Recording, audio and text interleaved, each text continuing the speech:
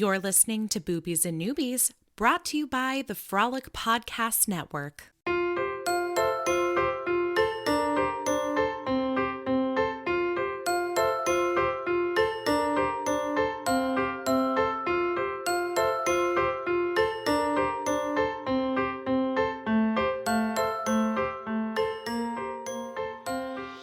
Welcome to Boobies and Noobies, the podcast that asks novice romance readers to think outside the dick in a box and brave the unbridled world of erotica. I'm your host, Kelly Reynolds, and it is time for another episode in our Rock Out With Your series. First of all, I want to apologize to listeners in advance for the fact that this month's episodes have been consistently tardy. Unfortunately, life gets in the way sometimes, and August quickly turned into one of my busiest months. That being said, I do want to give a quick shout out to all of our Kiss'em and above Patreon subscribers. These are patrons who pay at least $5 a month to support the podcast on Patreon, and I am so thankful for that support. Thank you to Natalie, Michelle, Jocelyn, Ariana, Avery, Victoria, Sol, Sarah, Becky from Buzzing About Romance podcast, Laura from What to Read Next podcast, and Emily from Fuckboys of Literature podcast, one of my favorites. I also want to give a super special shout out to Anne-Marie, Marlene, and my mama, Joni, who are my 3 top tier patrons. So if you are not already supporting Boobies and Noobies on Patreon, I do just want to tell everybody that I recently updated the rewards for patrons. So there's a lot more in store for our subscribers, starting with our very first exclusive Patreon book club meeting next month. So now is the time to join. Check it out at patreon.com/boobiespodcast. I've also got links on all our social media. Speaking of social media, I am super excited about today's guest, who just so happens to be one of my favorite romance bookstagrammers. You might know her as Talk About Swoon, but please join me in welcoming the woman responsible for the most swoon-worthy Show Me the Tropes listicles, Amanda. Thank you. It's true. I love all the Show Me the Tropes work. I mean, truthfully, I love your account in general, but I think a lot of people happen to come back time and time again for your Show Me the Tropes lists. Yeah, I've got another one coming next week, actually. Ooh. Yeah, well, does it relate to this one? A little bit, in a way, but... Oh, that's something I was going to ask you about, too, was sort of just like the book that we're talking about today, where that would fit on like a listicle if you were to make a Show Me the Tropes one. But yeah, think about that, because we still have to talk about the book. So maybe it'll formulate a little bit more as we talk about it. But I just would love for you to just kind of brief everybody who, for some reason, is not following you about what you do on your account and why you love romance novels. Oh, gosh. Okay. I mean, I think I love romance novels for the same reason that everyone else loves romance novels. Who knows about them? But, you know, they're just such a good hit of serotonin, you know. They're like they're just so much fun to read, and the emotionally satisfying ending, you know. I've just come to need that HEA. Yes. It was like almost exactly 2 years ago when I gave myself permission to only read romance, because I kept like peppering in other genres, you know, and feeling like I can't indulge in romance all the time. Every book. And then I was like, why can't I? So I literally only read romance, and I had been following a bunch of different bookstagram accounts or in podcasts and stuff from my personal Instagram account, and had been toying around with the idea of starting my own for a while. You know, I don't know. I felt like I didn't want to do it until I really had something to say. And I, you know, had all these, I'm just like a list maker by nature. I have like lists and lists and lists in the notes app on my phone, where I track books by trope and things that I love. Or when I'll stumble on a book that has a trope I love, I'll go at it. Yeah. That was kind of like, you know, when I decided to start my own bookstagram, that was going to be like my sole focus, was like focusing on certain tropes and then giving out book recommendations to people, you know, like, because I would see someone say something like, oh, can anyone recommend me, you know, I read, you know, something by Olivia Dade and I really love The Plus Size Rep. Can someone like recommend me more books like that? And I'm just like, well, I have this list of like 75 books with like plus size rep, Yes. And I would like be DMing people. And then finally I was like, maybe I could like really put it out there. And I agree. Well, and what I love about your list specifically are that you recognize and you promote books that I don't think are necessarily on like everybody's like mainstream list of books to read. Like obviously we hear a lot more about trad pub books than we do indie books or, books that are coming out by authors of color. And so I love that you're putting out books that might otherwise not even make people's radar. Right. I definitely do try to keep that in mind when I put together my posts. Like I try to keep the selections diverse, and I feel like I even end up recommending more indie than trad most of the time. I do too at this point. Yeah. And, because they're so good and they just need to get out there. Books that everybody knows about, And I also kind of tend to like focus in on like really specific tropes, or I don't know. You'll notice I've never done a broad strokes like enemies to lovers, because everyone knows a lot of enemies to lovers, but yeah. But did you know about books that have sex toys, So ooh, some of my favorite books. Right. So that's just kind of how my brain is. When someone asks me for really broad strokes recommendation, I'm just like, oh, don't you have something more specific you want to know? Like a book with people that wear glasses, or Oh, I love that. Have you done that one? It's coming. Not yet. Oh, okay. It's coming. I was going to say, because I feel like when we talk about tropes in general, like the whole idea of tropes, at least in my mind, is something that's like broader, but then within each of those, there's so many other things. Oh, yeah. Like, it's just like, if you say enemies to lovers, it's like, okay, well, some people, and I know especially with enemies to lovers, there's been the whole conversation about like, do you want like legit enemies to lovers? Like, do you want like families in the mob that are willing to like take a bitch out if they need to? Or are you talking about like they're rivals vying for the same promotion at their greeting card company? Which Such a big difference. Very different. Yeah. Yeah, no, I love it. What's one of your favorites, do you think, that you've done so far? Like, if people were to check out your account for the first time, this would be the one that you would want them to see. I'm trying to think. I was looking at this recently, like, which one has done the absolute best? The sex toy one was really popular, and probably behind that, the next two were where the protagonists have sex on, was it hard surfaces? Or was it just outside the bed? I think it was like interesting locations or something like that. Okay. So desks, kitchen tables, countertops, stuff like that. Hood of a car, I mean, the book we're talking about today, you could put in to that category, because I think we do have some recording studio sex in this book. Exactly. That and the one other one that I really I had saved this one. I had been saving it for a year, and I finally put it out, and that was the sex/kissing lessons, because that is one of my favorite tropes, like, of all time. I do like that one a lot. And I'm trying to think of which one. I think it was a Tessa Dare book that we did for the podcast that very much was that trope. And of course it was in a historical context. I can't remember if it was The Governess Game or something else within that series, but it was great. It was very much like, I have only read book one of that series. So now I'm trying to think. Yeah, I'd have to look back and see which one it was, but I know that it was a historical romance. I'm 90% sure it was Tessa Dare. Okay. And it was that the woman was asking for, some sexy lessons from the rakish hero. And she was always pushing for more. Like, she always wanted more. And he was the one that's like, we got to go like step by step kind of thing. Oh my God, I love that. See? Yeah. So I will look back, revisit it. I will pop whatever the answer is into the show notes, and I will be sure to tell Amanda as well. Okay, thank you.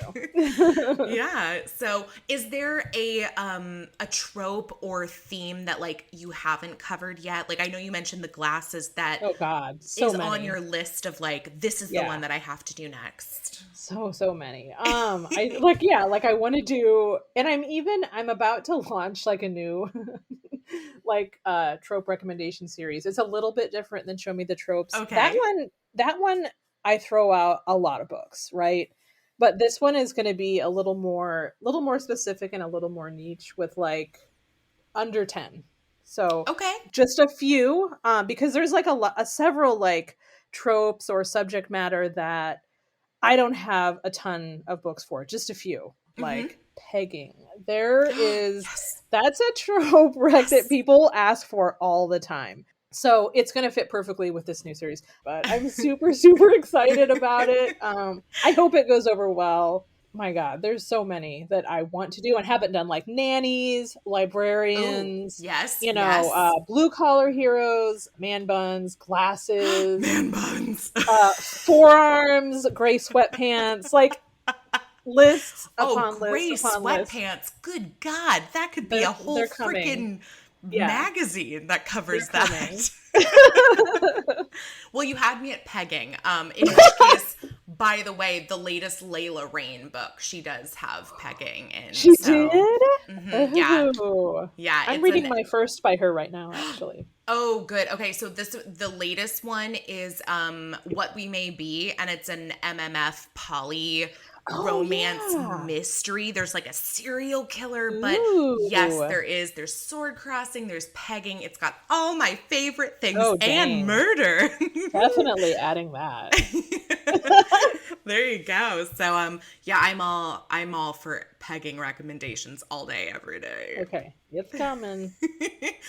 I'm excited. Well, where, we mentioned Talk About Swoon, but where can everybody find and follow you? Obviously on Instagram. Yeah, on Instagram at talk underscore about underscore swoon. I do have a Goodreads, but for the life of me cannot figure out how to link anyone to it. Like that app is, well, at least from the mobile, it's so clunky. I cannot figure it out. And it's just one more thing. It's just one more thing. Like, Right. I will go on to Goodreads and it'll say, like, you have to update your progress on this book. I'm like, I finished this book like 2 months ago. Like, and it's because if you're reading an ARC or you're reading a paperback, Yeah. it doesn't connect with your, Amazon account on Kindle. And so I'm just like, oh my God, it's a lot. It's a lot. It's a lot. And I know that Storygraph now has finally a mobile app, so I'm actually planning Good. to migrate over there and Migrate get all on that set over. up. I may still do both. I'll probably still do both, but I don't know how to link people to it. They can always DM me if they want to know, and I can try to help them find me on Goodreads. But I am there. But that's it. That's it. There you go. Well, everybody look out for all of Amanda's lists on Instagram. I know we kind of highlighted just the Show Me the Tropes, but you do a lot of fun. What is the one? The 6 Degrees of Kevin Bookin. Oh yeah, the sex degree of Kevin Bookin, and that's Sadie's brainchild. I cannot take credit for that, but It's fantastic. I love Sadie, seeing all of those. They're so funny. Yeah, they're so fun. I love doing those. Yeah. And my movie and book pairings, I love doing those. I need to do those again. I've got a bunch just waiting. I don't know. I'm really good about like half creating posts or have like a ton of ideas, like backlogged ideas upon ideas, and then I just never do them. But I'm trying to get better at it because there have been times where I've had a post plan or an idea and someone else got to it first.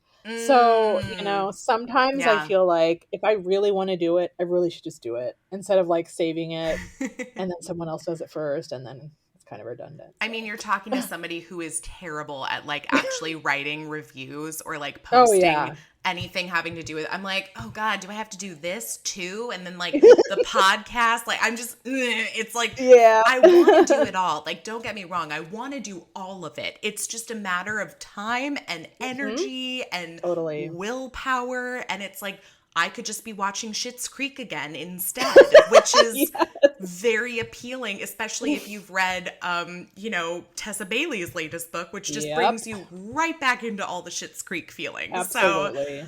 So anyway, but we're out here, we're doing it. Maybe it's not all of it every day, but it's still happening. So go us. We're doing our best. Exactly. That's all you can ask for. Yeah. Well, I'm super excited to talk about this book with you. This is one that's been on my radar for a while, and of course it fit right in with the rock out with your out series. Love it. And I wanted to get at least one book in the series that was about a female rock star. Yeah. And I'm really glad that this is the one I went with. So today's book is The Girl with Stars in Her Eyes by Xio Axelrod. And this slow burn childhood friends reunited romance was published in May 2021. It's available on Amazon for very randomly $7.39 Kindle edition. Okay. Yeah, so there you go. I actually picked up a copy from my local library. So Nice. there you go. And this is also the first book in Xio's Lillys series, which was actually news to me. I didn't realize that this was intended to be a series, but now having read this, I can see the potential for a series. Yeah, it has to be. It has to be. And for anybody who hasn't read the book yet, the Lillys refers to the band that is the center of the plot in this book. Yeah. Our heroine Toni joins the band, and then life goes on and band drama and all that jazz. But I'm excited to see that to me means that all of the members of the band are probably going to get their own stories. So yes, I'm so excited, to be honest with you. I am too, especially the Lily, Lily. Main Oh my god, girl. she's such an enigma. I need to know more. Fascinating. Yeah, I'm really interested to read her story. I'm almost wondering if Xio is going to save Lily's story for last. She 100% is. I don't even need to ask. I know she is. Oh gosh. Yeah, you got to save it. You got to keep them coming back for more, right? Yep. I totally get it. A few quick content warnings before I give a synopsis for the book. Abandonment, parental neglect, there's some child abuse remembered on the page. We don't actually see it happen, as well as some drug and alcohol abuse. So just things to keep in mind. I mean, when we're thinking about sex, drugs, and rock and roll, this book has got them all. So that's something to take into account. But let me give everybody the brief synopsis. And for once, it actually is brief for The Girl with Stars in Her Eyes. And then we will dive into our discussion. So here we go. They say the road to stardom is paved with broken dreams. Growing up, Antonia, Toni Bennett,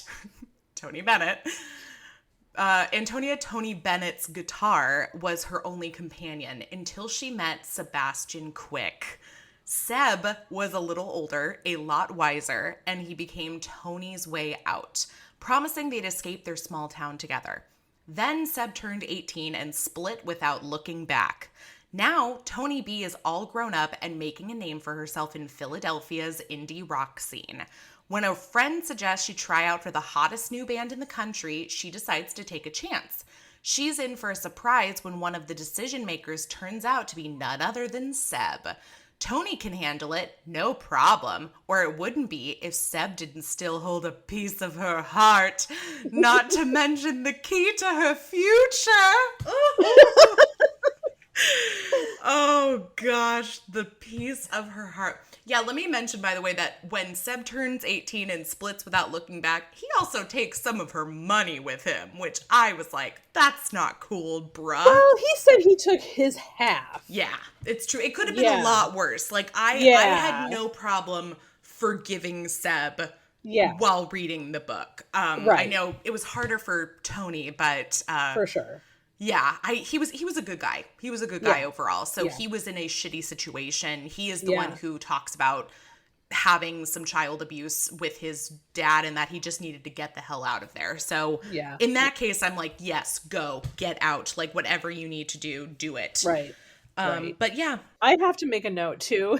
Yeah. I have been pronouncing Toni's name completely different in my mind. Really? Right? So, because from what I understand, there are two ways to pronounce her name. Antonia or Antonia. Oh. And I honestly don't know what Xio intended here. And I didn't listen to the audiobook, so I don't have that frame of reference. Yeah. But I knew someone who was Italian and she had a daughter named that, and she said that, you know, the Italian pronunciation is Antonia. So like that's what I've had in my head all this time. So I've been saying Antonia. So if I pop up saying that, I'm sorry. Yeah. No, I mean, well, and I apologize for like immediately thinking that it's Antonia, because that's always honestly been like my frame of reference. Yeah, and you know, like I said, there are definitely multiple ways to pronounce it. So I'm not sure what she intended there, but or we could just stick to Toni. Well, and if it was Antonia, so it would still be because he calls her Nia. Nia, right. And it still works for either version of the pronunciation. I'm really curious would now. Be like Tawny, I feel like, if it was Antonia. Wouldn't it be like Tawny? Unless you just pulled the word out. Like, I don't know. We need your help. I know. I thought about, I wish I would have done it. I had thought about like maybe scrounging through her videos possibly on her. Talking about it. To see if she had talked about it. Yeah. Yeah. Well, shame on us. It's okay. It's impossible to know. Yeah. Well, and honestly, I mean, and that is the one thing that I'm not a big audiobook listener, but I will say I love talking to people who like do read, who do listen to the audiobook, because then I feel like we each kind of find out something different from our personal read that we wouldn't have had otherwise, which sometimes it's a name, and people know who listen to the podcast, I'm terrible with name pronunciation. I check with like every guest. I check the author's names. Like, I'm like, I need to double check because I want to make sure I get it as correctly as possible. Clearly, I didn't even think about that with Antonia, because I was like, Antonia, yeah, of course. Right.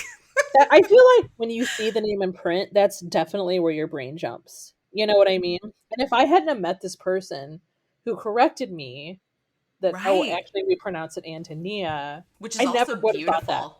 Isn't it? Yeah. I mean, honestly, it's a gorgeous name. And I totally get why she wants to go by Toni B, because her name is Toni Bennett. Right. She's like, that's pretty great. Toni Bennett. Especially when you're just like, okay, clearly she sings nothing like Toni Bennett music. So it's just sort of like, I wouldn't want to be called Toni Bennett either. Right. So overall impressions, what do you think? I loved it. It. Yeah, this was like, you know, as we've said, this is a big book. 440 pages. Yeah. By far the biggest book I've read all year. So I will say, I don't know what happened in my brain to think, I do all the planning for like what books we're going to do for the podcast. And I picked this one as well as Lilac by B.B. Reed for our book club pick this month. That one is almost 600 pages. Oh my God. So between these two books, we're talking about 1,000 pages for two romance novels. And don't get me wrong, they were both very good and they were both very character heavy. But, Kelly, it was just poor planning on my behalf when it came to setting aside time to read these books. Yeah, this one was big. It was good. I liked it. I'm really glad that I knew going into it that it was a super slow burn. Yeah. I love a slow burn. Like if it's done, I don't mean to say if it's done well, if it's done to my liking. But like as long as I know going in like what to expect, I'm good. But if I didn't know how slow of a burn it was going to be, I probably could have gotten frustrated at about the halfway mark when they still weren't even really, even remotely together. You know what I mean? Right. Yeah. It definitely comes in the second half of the book. And I will say I do think she makes up for the lack of, heat in the first book in the second half. Like we have several steamy scenes, but you do have to wait. Yeah. There's a lot of build. And I felt like it was done well. But yeah, I did appreciate the slow burn. I loved it. And I related to this book on a lot of levels, to be honest with you. Yeah, because my husband is a musician, a bass player. Well, he plays bass and guitar, and like literally he has a Gibson electric guitar that is almost exactly how Minx is described. I took pictures of it. You'll see it when I post my review eventually. But it's his prized possession. This Gibson is his prized possession. Oh, I was so impressed. And I kept telling him stuff from the book, and he was like, oh, okay. this person who wrote this book knows what they're talking about. I mean, like he's done recording work. He's been a sound engineer, so he knows all of that stuff and all of the band names that were dropped and the musician names that were dropped and the instruments and everything. Like I've heard all of this and I know of a lot of them, and that was like super impressive. I loved that. I loved that. I do want to point out that this was something that I didn't realize when I first started the book, but then looking over like some people's reviews and then also in Xio Axelrod's author bio, it does mention Xio grew up in the music industry and began recording at a young age. Yeah, and it says even today when she isn't writing stories, she can be found in the studio writing songs or performing under a different not-so-secret name. Did you see that she wrote and recorded the songs from this book? Yeah, that was the other thing. They're on iTunes. It's incredible. I couldn't believe it. And as a book that's about music, where like music plays such a huge role in it, like that's what I want. Like I want that. And I also love that at the end of this book, by the way, if anybody, I read the Kindle version, so I'm not sure if this is in paperback, but I would assume there's something there that at the end of the book, Xio's also included like a lot of bonus material. Like there's a little thing about the band as if it was like a write-up in a magazine about the band. There's sheet music for one of the songs. There's also a reading group guide if you decide to read this with a book club. And there's an interview with Xio. So I mean, there's a lot of fantastic stuff in this book that clearly makes you realize, whether you read her author bio or not, that Xio knows about music and the music industry. Yeah. The paperback does have all of that as well. Okay, cool. And it made me just like that more invested in this world that she's built. It's so cool. What are your feelings about, because I know that I've talked about this with somebody on the podcast before, when it comes to like reading lyrics in a book, because I know some people tend to just skip over them entirely. Like they're like, it's hard for me to imagine the melody. It's hard for me to imagine how this would sound. It feels like I'm just reading words on a page. So when it comes to like reading lyrics or music in a book, where do you stand on that? I'm completely what you just described. Okay. If it's like, sorry authors, but it's like if it's a whole page like of lyrics, for instance, I'm not going to read them. And I feel like, don't throw tomatoes at me, but I'm not a poetry person, to be honest. Okay. Written poetry, it's just not my thing. It's not that I think it's terrible. I just don't appreciate it the way it should be appreciated. Yeah, right. I get it. I just don't appreciate it the way some people do. So for me, like reading poetry, it's just like, it doesn't evoke any sort of like an emotional response. Right. For me, I don't know. But like, okay, so reading lyrics on a page would never be as like a transcendent experience for me as hearing them. You know, like actually set to music. So I don't love reading lyrics. But I was glad that there weren't a ton of them. Yes, I agree. You know? And I'm with you. It's not I do tend to skip over them. What usually happens is I'll read like the first song that's like included in a book. And I don't know what it is. I think it's just because I'm so used to like the music I listen to having like a specific format. Like there's you know, a few sections, and there's the chorus and there's the refrain and like all that. And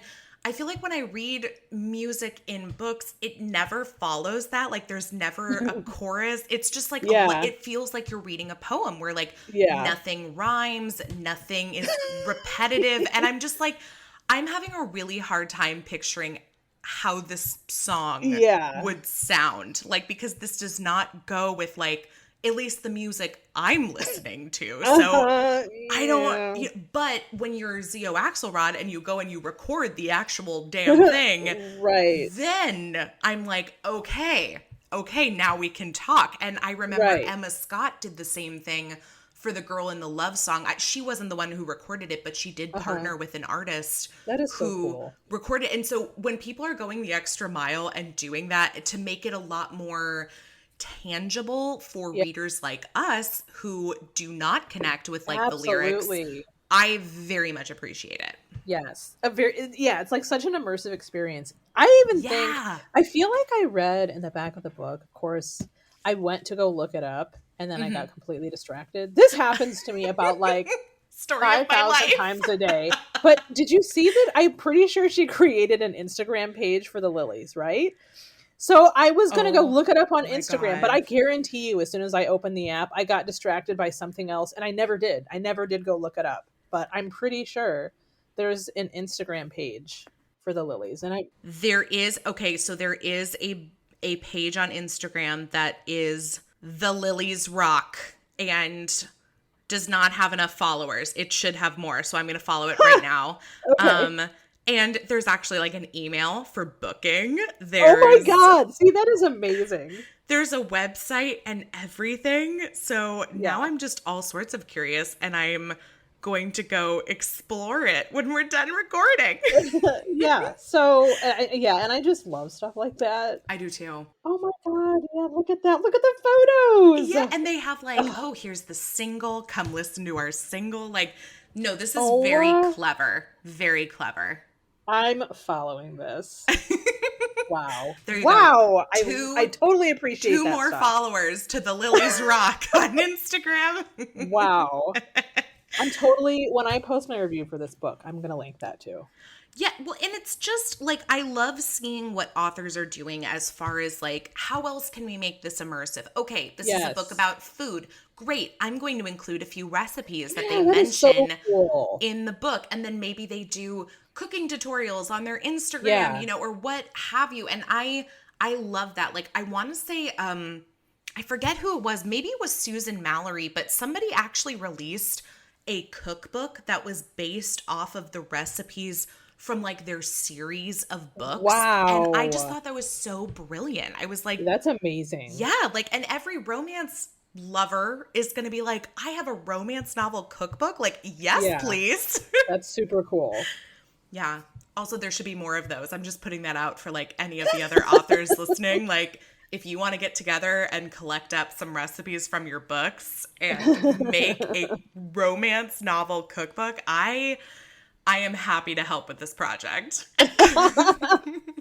Toni is, I mean, this is very much Toni's story. And one of the things that, it's not a complaint I have, but it is just something I want to highlight for people, is the fact that I felt like the romance comes a little secondary to Toni's character arc. And there's nothing wrong with that. I just know that some people, I think, when we have the assumption that we sit down to read a romance novel and that the central conflict is going to be about the couple, will they or won't they?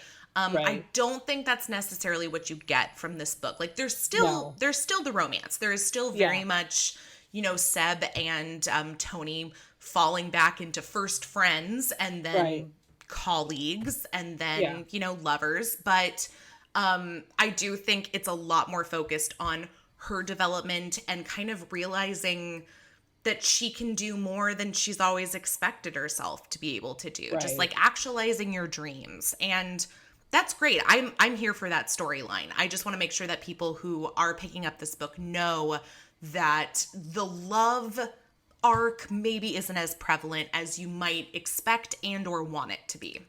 That's definitely true. Yeah, it's not super romance driven. It is very plot driven. Yeah. And like, I feel like a lot of slow burns are. I don't know. Yeah, fair enough.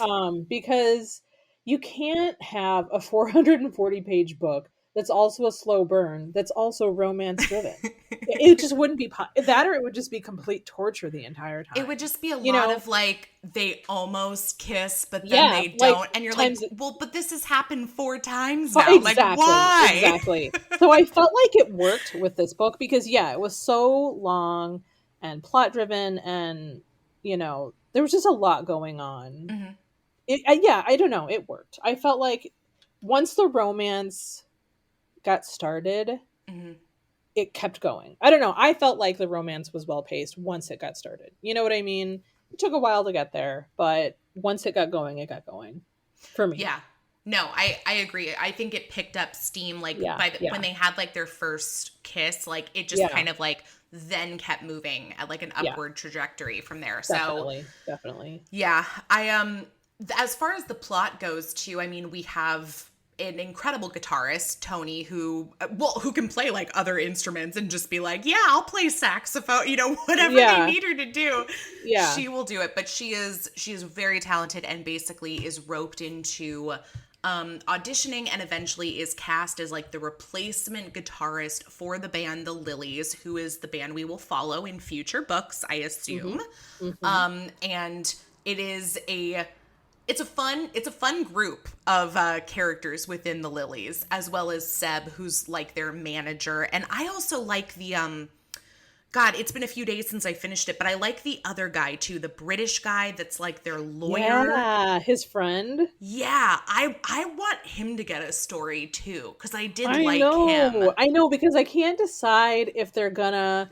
Well, you know, they didn't define his sexuality, but he was definitely queer, right? Am I remembering that? He was definitely like bi or pansexual. Yeah, because he talks about, I think both him and somebody in the band. I also love the way that it was her friend. It was her roommate. He was too. I think both of them, him and her roommate, they both say, they have a conversation with, he has one with Seb, and Toni has one with her roommate where they're like, oh, I have a date tonight. Oh, is it with that girl from blah, blah, blah?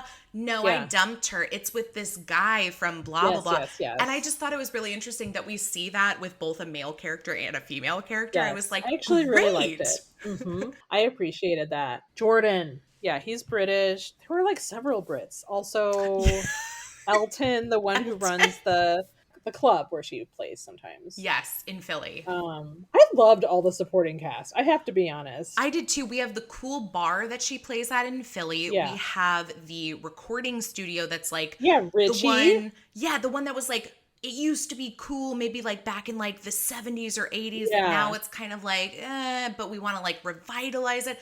I think this is also like I didn't look to see if Xio is like a Philly author.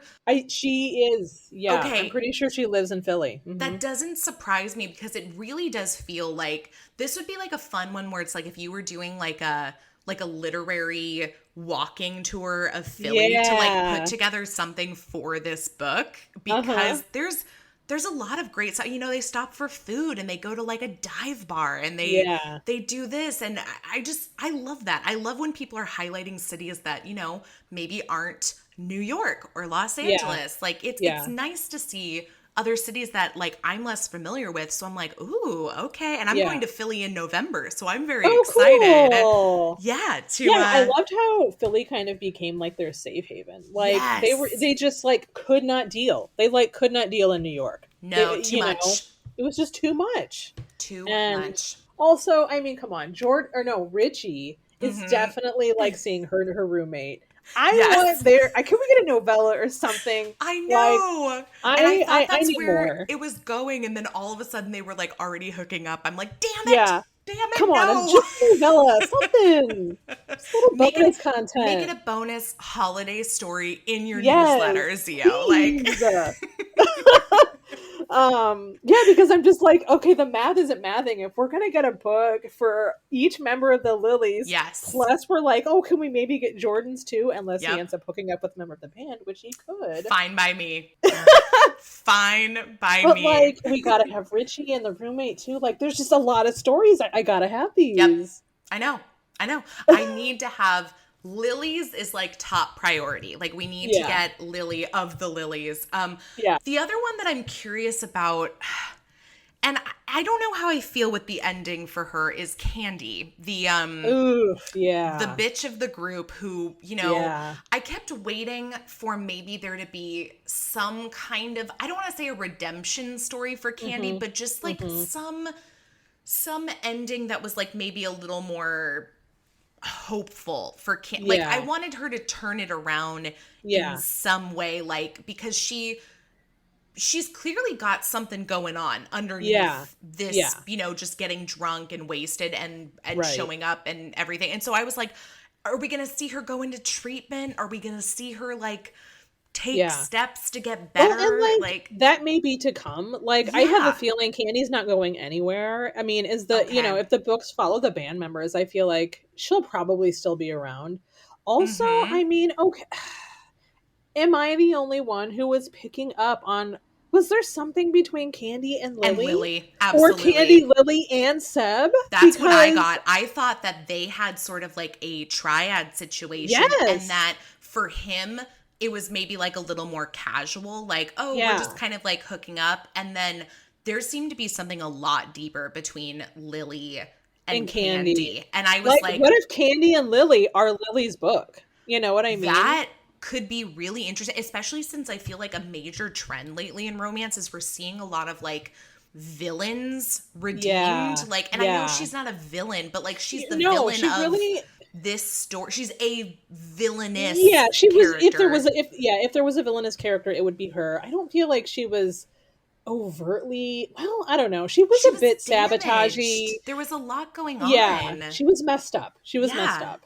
Yeah, so that would be really interesting, though, to see if that was Lily's story, with Candi. Ooh. And I'm just glad I'm not the only one who was picking up on that, because I was like, I am really picking up on something. No, I totally, because he mentions early on that like he would wake up in bed with the two of them, and I'm like, okay, like, and so I just thought it was like a casual, like, we're all in a band, we hook up when we want to hook up kind of thing. But the more that would go on, there was something like deeper for Lily, and like she was very devastated when Candi kept sabotaging the band.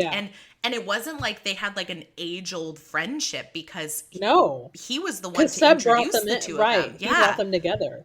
So no, I'm with you. I think there's layers there, and oh man, Xio, I hope this is gonna be something in future books. Like, otherwise we're just working ourselves up for nothing. I don't know if you saw, but so like the next book is going to be Kayla, the drummer. Did you see that? I did see that. Yeah. Did you see a date or like any release info on that one? Did I? I don't think it's this year. Recall. It definitely won't be this year. Yeah. I wouldn't think till at least 2022. Okay, yeah, March 1st is what it's slated for, it looks like. Yeah. Okay. So, and that's about a year, a little less than a year after the release of The Girl with Stars in Her Eyes. So that's pretty good. If we can expect like one a year for, man, that's going to get us through most of the 2020s right there. Yeah, I'm good with that. Now, I do want to mention that we do eventually get to the steam factor between Toni and Seb, and I did bookmark a specific scene. There are a few to choose from, but I picked one where I think they are in one of like the side rooms of the recording studio. Yeah. And we don't get like penetrative sex, but there's definitely some stuff going on. And is this the hand play scene? Yes. For both of them. Yeah. And there's a couple things. I want to read like a quick excerpt from this, but I do want to highlight something at the end of this that is something that I haven't read as much in romance. But people know that I love a good mess in sex scenes. Like, I love the reality. I love the mess. I love when people talk about UTIs and being safe. Oh God, I love it. I love it so much. So we'll get to that. But let me just read a small little section. Okay, we'll start from here. Holy shit, he whispered. Always a good place to start. Holy shit, he whispered. Holy fuck, Nia. Seb withdrew his fingers when she rested her forehead against his chest. They were sticky, wet, and he had the overwhelming urge to lick them clean. So he did. Toni straightened and watched him, her lips slightly parted and her eyes wide with disbelief. Oh my God, she said, breathless and panting. Seb's cock pulsed dangerously as the taste of her exploded on his tongue. Which, by the way, is funny to me because I just watched a TikTok video where it was somebody being like, oh, I'm just waiting for that moment in the book where his cock twitches or like his cock pulses. And you don't really think about it until somebody points it out. And then you're like, wow, there is a lot of like twitching happening. Yeah, you're like, oh, we've got a twitch. It's happening, you know? There it goes again. Yeah, it's pulsing in this one. He was close to ruining his pants. It's because of all the pulsing. Toni watched rapt, and then her gaze dropped to his groin. She looked up at him from under her lashes, and before he could protest, she had his zipper open and had taken him in hand. It was a shock to the system, the feel of her fingers around him, and perhaps the purest relief he had ever known. And then he goes on to tell her, like, you don't have to, and she's like, shut up, I'm gonna do it. But I like because there's the moment where he actually like licks her off his fingers. And then on the next page, when he comes in her hand, she says, she raised her hand toward her mouth, eyes riveted to his release on her palm. Don't, he managed to say. She stopped and looked at him, confusion all over her face. Better to be safe. A dawning understanding filled her eyes and she nodded.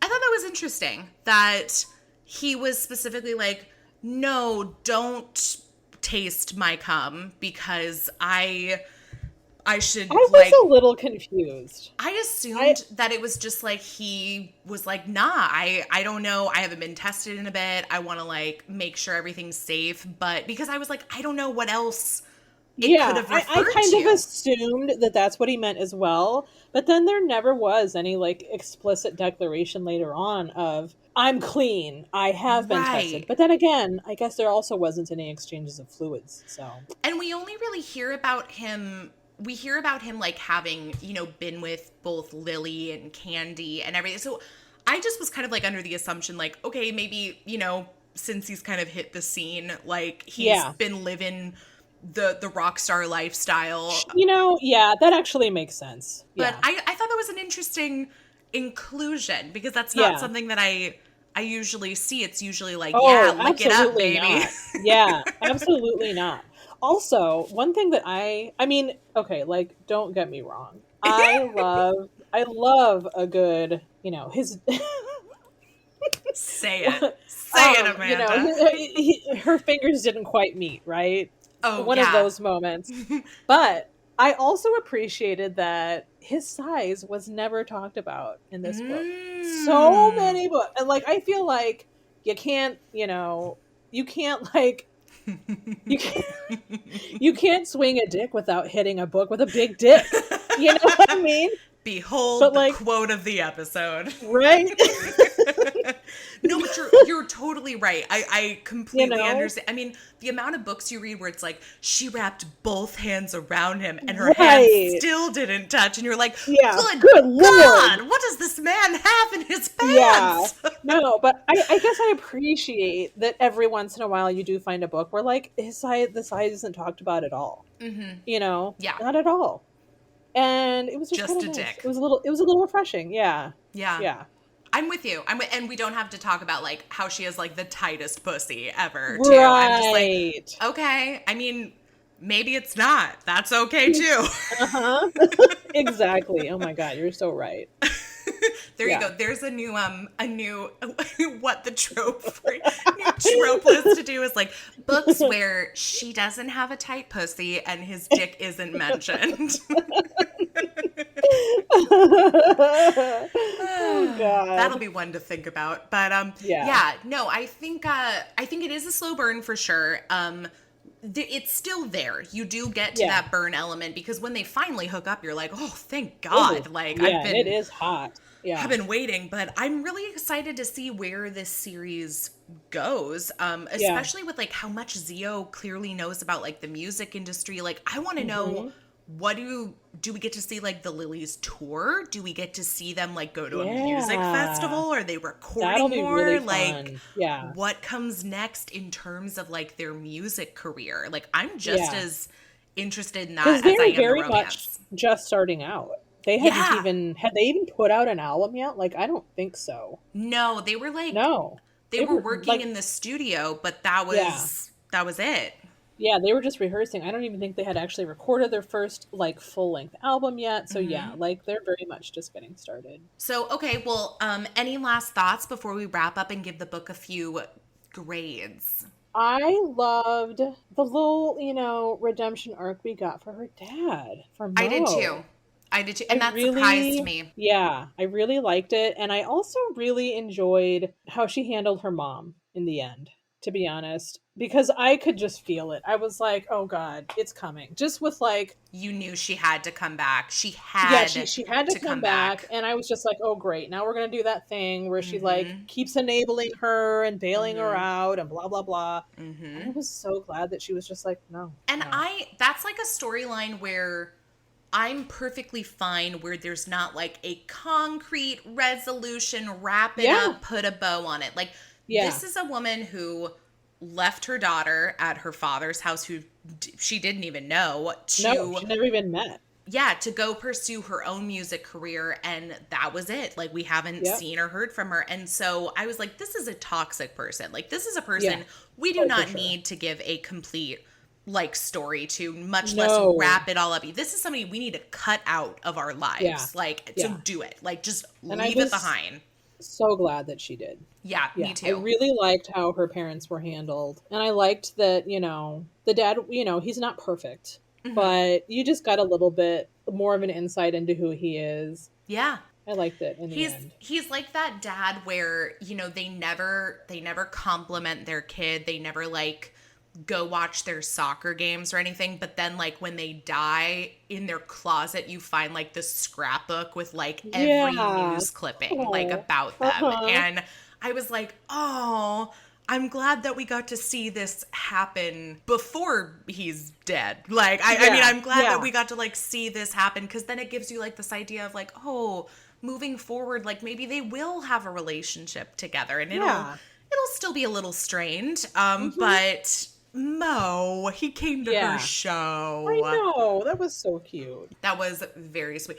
It reminds me of, it's a super, super underrated movie from like the, I don't know, late 90s, early 2000s, called Where the Heart Is. Have you Oh ever God, seen I this? love that movie. Oh my God. I With Natalie love, Portman. yes, and Ashley Judd, and like all these people are in it. And I don't know why this was like never like a huge movie. Like, it should have been. I know. And, I've but seen that movie so many times. I own it on DVD. so good. But yeah, her mom in this book reminded me of like Sally Yes. Field in that movie, where she like just shows up when like there's money around, and then she's like, "All right, Yes. we'll do well now," and then she just like pieces out again. I'm like, oh, get rid of her. Totally. Oh my God. Yes. Ooh, I need to find. I wish I could find a book that I could pair with that movie. That'd be, oh, I would Think about love that. Yeah, wouldn't that be good? I know. I've always loved that movie. Yeah, and if people haven't seen it, I highly recommend you check it out. I feel like streaming somewhere, but I actually have a DVD copy of it. If you want to see a really like dramatic, like birth inside of a Walmart during a Yes. storm, Yes. watch this movie. Baby Natalie Portman, Ashley Judd has like 8 kids, and they're all named after snack Oh, that's foods. right. Oh my So God. good. They're called like Praline and Baby Ruth, and like all Yes, the. you're right. There was so one named good. Praline. Oh my God. And Stockard Channing, isn't that the woman that she ends up? Yes. Yeah. Ugh, it is a good movie. It's very good. And the guy that's like her love interest, I happen to love, because that was the first thing I saw him in. And he's like not your typical like No. hunky hero. Like, there's still something about him that you're like, I'm really drawn to you. And then he went Yeah. on to be in like all these shows and movies where he always plays a villain. So Really? yeah, like I've seen him be a vampire. I've seen him be like an evil Wow. like lord in like a British show. I'm just like, how did you get these jobs if like your resume was Where the Heart That. Is? Like, Right. I played the quiet librarian. exactly. Yeah. Just like male librarian. And then he had like this whole arc on True Blood where he was like an evil vampire. I'm Oh just my like, God, that's so funny. what happened? What Yeah. happened? Wow. God, I forgot about that movie. Maybe that'll be like the next like live watch with like the romance community. We'll get everybody to yeah. watch Where the Heart Is. Where the heart is. It's a good one. It makes me think that there should be a romance novel called like Where the Heart On Is, but I don't think Oh my god, that would be like the same storyline. I don't, this is just where my brain goes at this time in the day. Where the heart on it. Where the heart on is. It could be like Where the Heart Is, but like erotic fan fiction. Okay, get on it. Yeah, I'll write it, and then that's the book that you can pair with the movie. Yeah. Okay, we got it. We got it. Anyway, okay, well, let us wrap up, Amanda, and we are going to give this book a few grades. Now, obviously, everyone has their own rating system. They're all super subjective, but on Boobies and Noobies, we currently rate for heart, humor, and heat on a scale of 1 to 10, 10 being the very best that it could be. So let's start with heart. Out of 10, what do you think?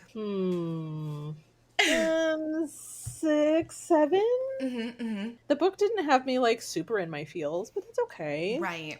I will say too, when I think about heart, I kind of think beyond like the central romance too. Like I sort of also think about like the family and the friendships and like any like other relationships that maybe add to like the emotions, the emotional response to the book. So take that into consideration too. Yeah. Also, like make a note that I'm also a little bit dead inside. Me too. Me too. It takes a lot for a book to move me emotionally. Yeah. Okay. I'm going to say like 6, 7-ish. I think that's totally fair. And I'm probably in the same ballpark. I gave it a 7 because I think if it was just for the romance itself, it would even be a little bit lower. But I loved seeing like Mo's redemption arc as a father. I loved that there was a lot of love built between this group. I will say there's definitely love lost between Lily and Candi and Seb, I want to explore that. I do want more of that. So that's going to be my hope that does come back. But I will say that one thing that we didn't touch on yet, also that I really liked, was all of the flashback scenes. That's like one of my favorite things. To when they were kids. If it's like a childhood friends to whatever, I loved how they would pop back to scenes, and there were just enough of those for me. Like I really liked those. Yeah. And I don't say this very often because like it's not one of my favorite devices is flashbacks, but I honestly could have taken more. I could have liked a little bit more of them. They were like so just short little snippets, and I was like, I would definitely like have taken some more. But I really loved that. So that is a little bit into the heart element for me, I think. I agree, because then you're seeing just sort of like the relationship that Seb and Toni have had, and yes, it's been a long time, but like that relationship was like so much a part of who they were and like what drove them like forward in terms of like pursuing music, because they both love music so much. So I'm with you. Humor, this is a difficult one. This is why I always like change my rating system like every year, because I'm like, what do I want to grade for now? Yes, I love funny romance, but this isn't one of them. It's also not super angsty, sad romance either. So this is a tough one for me. I don't know. What do you think? Humor. Yeah, it wasn't particularly funny. It wasn't meant to be either. I mean, exactly. And we do have some like cuter moments. We have like some fun one-liners from like Kayla and for sure. I was just going to say that Kayla and whatever that poor bass player's name that I cannot remember. But like scenes with those two, that was funny. That I feel like that was just about the only comedy that I noticed in the book. Yeah, those two were pretty funny. Well, then we give it a 2 for the two of them. Right, 2 to 3 maybe for funny. Yeah. And not a rom-com. Not a rom-com. No, and that's perfectly fine, especially if it's not meant to be. Like, it's very clearly Xio accomplished what she was shooting for. Absolutely. Which, absolutely, isn't a rom-com, and that's perfectly fine. Now, the heat level, on the other hand, let's talk about that. I don't know. I'm not even sure if I can. I'm not sure if I could do that. I'm gonna have to cut to the way that I rate heat. That's fine. Let me hear which is like a 1 to 5. Okay. So in that case, I would give it a solid 3. And I'm curious, what's like your scale as far as like heat goes? Like what qualifies for each level? What qualifies it for that? Okay, so like 1 would be like basically just kissing. Okay. Fade to black. 2 is a little more descriptive, maybe one sex scene, not very explicit. 3 is a little bit more explicit language, several scenes, but nothing like super kinky, you know, nothing crazy. 4 would be a little more kinky, maybe some BDSM, probably some anal sex toy use, more scenes, frequency of scenes, length of scenes. I'm talking like a Sierra Simone book with the 25-page sex scene. Yeah. Okay. That's falling squarely into the 4 out of 5. 5 out of 5 for me is like just as hot as it can get. Like as explicit as possible. You know, nothing, everything's included. Everything. Every hole, you know. By the way, you should go read Lilac by BB Reed. Just saying. Ew, okay. Because like, and I pretty much, I'm going to be putting like Katie Robert right into that 5 out of 5. Yeah. Okay. So this one for me falls in the middle, into the 3. There were several scenes, you know, that increased in, you know, intensity, I guess, and length. I thought that it was hot, you know, it was explicit, but nothing too out there, you know. It wasn't kinky or anything like that. No, I mean the wildest thing is that they're like hooking up at the recording studio. Yeah, like, yeah, pretty basic, basic, but good. Okay, cool. Well, and so for me, what do you think? For me, I've kind of made a general rule in that a 5 out of 10, so like halfway there, is a book that has on the page sex. Like we actually get to see it. Like if it's a fade to black, if it's a book where there's just some kissing, it's going to be less than 5. But if we've made it to sex on the page, it's at least a 5. Okay. So from there, we have sex on the page. We do have like a couple scenes. So I would probably, but you're right. They are explicit, but not like super raunchy, super kinky. So I would probably put it in like the 6.5 range. Yeah, that seems about fair. But I appreciate that you were explaining your scale and everything too, because everybody, this is my thing about like the rating system, and I say this all the time on the podcast. I am never satisfied with my own ratings, my own rating system, because everybody's is so different. Like, I wish there was one where we could be like, yes, this is like the one scale for everyone. I just don't think it could happen. It's not possible because we all have our own desires and interests. It's so subjective. Like, yeah, what people find like over the top or oh, that's too much. I actually posted my scale in pretty detail. I remember. Pretty detailed. Yeah, way back when. I thought about updating it actually, but yeah, just so that people would know when I say 3 out of 5, this is what I mean. This is what I mean. And that's the thing is like anybody listening who does follow bloggers or reads reviews or, you know, pays special attention to like heat scales, especially I think we hear it talked about a lot when it comes to like the steam or heat level of a book that people do want to know. And it really comes down to knowing the person who's giving you the recommendation, because if you're not familiar with like what, you know, Amanda thinks is like a super steamy, out of this world, kinky kind of book versus like how I think about it, like there's probably going to be some differences. We're probably going to have different books to compare them to, although Katie Robert is also like at the top of my list when it comes to heat. Right. She's got to be at the top of everyone's list, right? Not all of her books, but some of them. Like it's like her Taboo series for sure. Yes, it's her, and Fiona Cole has some pretty hot ones as well. And then Nikki Sloan, who does like a lot of like the age gap. And I will say though, now having read BB Reed's Lilac, that one's pretty high up there. Okay. And it's almost 600 pages, so there's plenty of it. Whoa. Yeah. So if you're looking for lots of steamy moments, there's a book to check out for you. So but yeah, okay, cool. Awesome. Well, I will re-explore the rating system that I use on this pod. I've changed it twice already. I feel like it's going to change again in 2022, but I really do. I think what it is I just need to define the terms for myself. So I know, like, this is what I consider this, whether it's stars, heat, you know, whatever. Right. Yeah. So then it's clear to everybody else. But Yeah. maybe I'll just throw out the rating system altogether and just be like, read it. Right. I really liked it.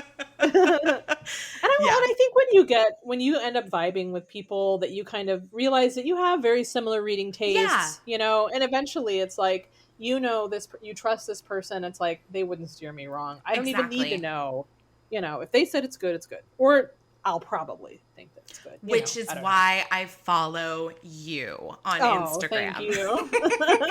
Between you and who else?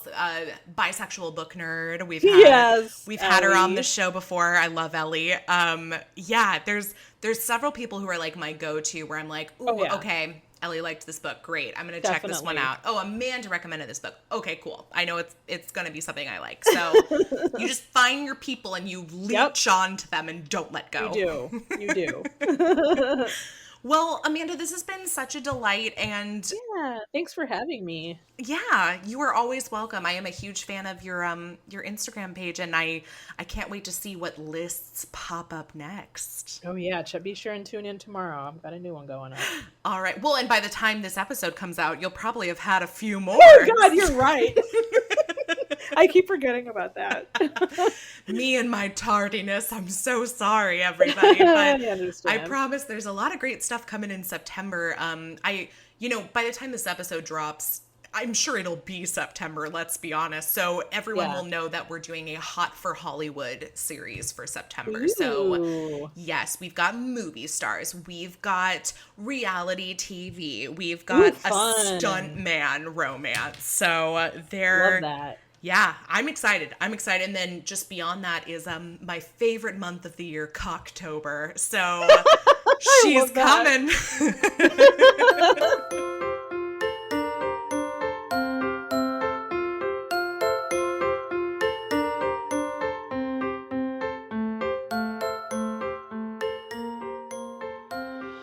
Thanks so much for listening. Boobies and Noobies is part of the Frolic Podcast Network. Find more podcasts you'll love at frolic.media/podcasts. You can follow Boobies and Noobies on Facebook, Twitter, and Instagram at Boobies Podcast.